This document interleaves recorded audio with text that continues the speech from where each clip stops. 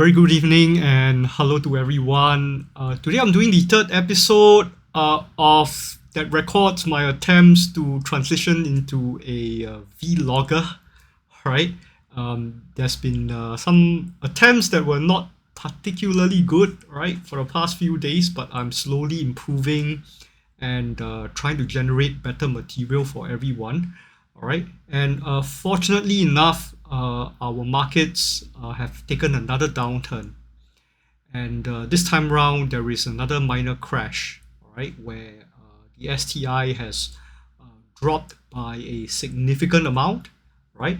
So once again, here's an opportunity for me to talk a little bit about market crashes and how to really think about them. All right. Okay. So without any further delay, all right, I'm going to start my session on consolations that you can have on a market crash. All right. So, all right, in episode 3, we're going to talk about how do we console ourselves, right, when the market is actually crashing. And just to summarize what has happened today, once again, we've got a major crash. My portfolio has lost about close to 3% today, and my daily losses is about $56,000. So overall, for the past few trading days, I've lost cumulatively more than $200,000, right? Yeah, and you can use that amount to probably pay for some kind of down payment for a condominium or at least a HDB flat, right? A significant amount of money, right? And so from its peak at around 4,000, the Straits Times Index has been down about 16% from its peak, right? And recently I've heard that there are some groups formed by retail investors to just console themselves, right? And highly likely that these are investors that have invested in the US stock markets, right? And the losses have been, I think if you've been picking the artificial intelligence stocks and the tech stocks, your losses are probably much higher than that experienced by the retail investor who's focused on Singapore stocks, right? So how can we think about a crash like this? Okay, so my take right now is that crash can no longer be ruled out, right? If you use the academic definition of a crash as a 10% drop from the market peak, right, we are already there in Singapore, okay? But for practicality's sake, I consider a serious crash to be 30% beyond the peak, right? 30% from the peak, okay? And for me, we will reach this crash territory when the STI hits about 2,800 points, all right? So we are not there yet, but it is possible that we will get there fairly soon, right? Given the monkey dance that's been happening between US and China, all right? So we can't rule this out anymore, okay? Right, and so that sort of begs the question, right? What is the worst case scenario when something like this happens, okay? And what I've done is that I've written a Python program, and on my Jupyter notebook, what it does is that it fetches data from Yahoo Finance, it processes the closing prices, and then it gives us a way to visualize the time series for the stock price, as well as some useful statistics. All right, so this might be able to give us a grip on reality. Okay, so what you're seeing on the screen on the left is 10 years of data, right? So what we're doing is that we're tracking data from about 2015 to 2025. And for the red line that you see a steady increase until recent times is the Straits Times Index or the STI ETF, right? The green line represents the real estate investment trust, all right? It is an ETF that covers Singapore REITs, okay? And you notice that REITs have not done particularly well. It's a little bit lackluster. It's in fact more or less flat, right? So it's not as exciting as how the banks have done over the past 1 year because interest rates have gone up, okay? So what can we learn from these numbers? To the right, you will see some key statistics, right? Unfortunately, for the people who've invested in REITs, the past 10 years, the returns have not been particularly good. It's about 2.55%, inclusive of dividends, right? And it comes at a slightly higher risk, right, with a standard deviation of 14.128, right?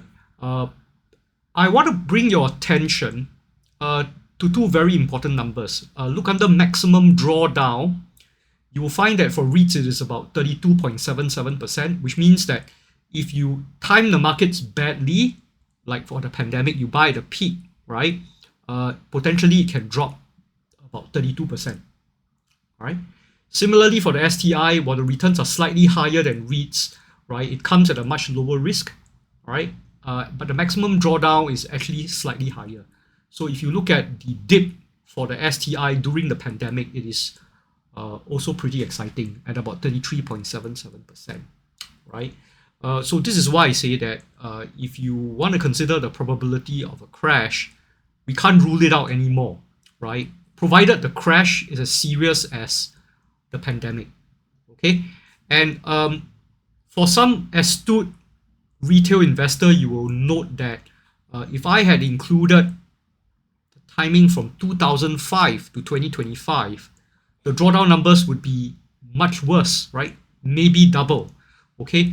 But I believe that if you think that this event is a repeat of the global financial crisis of 2008, then basically there is nothing I can do to console you, because in that scenario, the STI is likely to dip to 1,600 points.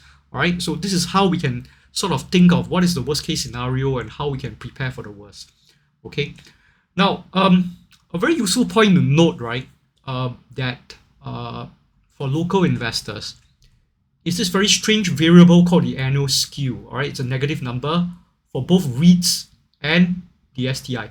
Okay, now what does a negative skew mean? All right, it means that when the market is going through a downturn, like a crash, like what we're experiencing, the downturn can be very sudden, very painful. It can hit you really hard, right? Like if you look at the 2020, this is the reason why the skew is so negative, right? But the recovery from a crash will take time, right? It takes a slower amount of time for things to recover. So there's no need for you to rush in to buy DBS tomorrow thinking that you get a decent discount. What you can do is let the market settle down, let the monkey dance happen between China and the US, okay? It takes some time for the retail investors to regain that confidence and come back to the markets. So you can do bargain hunting a little bit later, all right? Okay, so how do we think about this? Generally speaking, okay, worst case scenario, over the past 10 years, it would be similar to the pandemic. You could be looking at a 30% drop, all right? And you've already dropped 15% from the peak. So there's 15% left to go, all right? So don't get upset, don't get worried, okay? If it happens, right? And just make sure that you're not using a margin account to trade these local stocks, okay? Now, there is some hope, all right? What I normally do is I've been tracking market crashes since the 1990s. And if you look at the duration of these market crashes, the longest market crash that we've ever had was from 1996 to 1998, which is the Asian currency crisis, right? And that was a 57% drop from the top to the bottom, okay? But the good news is if you go through all the market crashes, including the most recent one on COVID, you will find that the duration from the peak to the trough is always less than 2 years, right? So basically, if we do end up in a crash situation and the STI hits 2,800 points and we enter crash territory, right? We know that if we count the time from the 29th of March 2025, which is the peak at 4,000, right? The crash wouldn't last longer than 2 years, right? If a crash lasts longer than that, that would be unprecedented in 30 years of history, all right? So, like I said, if you do believe that Trump is going to cause so much trouble that it will be the mother of all crashes that will last extremely long, then nothing can console you. But at least from the data that I've collected so far, right, it's really not likely that the crash would last longer than 2 years. Of course, Some of the numbers are disturbing because in the global housing bubble burst in 2007 to 2009, investors lost up to 62% if they had invested at the wrong time. So if you have invested and bought, for example, DBS when the STI is at 4,000, for example, right? From that point, right, you might be looking at 60% losses, right? That's all I'm saying. Okay, so this is basically what we've seen in history so far. Okay, so I'm not sure whether this has consoled you, okay, but I believe that this shall pass, right? If you have a margin account, please use whatever savings you have to offset what is owed, all right? It's not funny to get a margin call. If you've been applying an equity multiplier of 2 times, which is the maximum allowed by interactive brokers, another 30% drop will lead to a margin call, so it's not fun, right? If you have an equity multiplier of 1.5 that my students are taught to do, right, there is a 50% drop. So we're still quite safe from a margin call for now. Okay, so please be responsible for yourself. Margin calls are no joke. And one important lesson I learned in 2020 is that margin calls are psychologically very harrowing. All right, so look after yourself with that. All right, for those with careers, you're probably better off making sure that you can cling on to a day job so that you can use your salary to bargain hunt in this market situation. That I think is probably the best answer, right? We don't know whether there's going to be a crash, but we do know that there are a lot of cheap REITs in the market right now. Apparently, Mapletree Industrial is yielding 7%. DBS has started a very aggressive buyback kind of exercise. So if you buy DBS, you're actually getting more dividends than what is coming into your bank account, right? The overall number of shares is going to shrink, right? So that's a very good situation to have a little bit of buying power and to have a wonderful war chest, right? But take your time to actually unload your war chest because the situation is going to last for quite a while, right? Otherwise, for most of the people that's in my community of students, stay calm, collect your dividends, and enjoy yourself. All right. Yeah. If you like my content, subscribe to this channel. If you want to listen to my life story and figure out how the financial independence and retire early movement works, sign up for my course preview by following the link here, dr12.com ERM intro. You can also access that same link by Googling ERM intro and taking on the first link. All right. Thank you very much.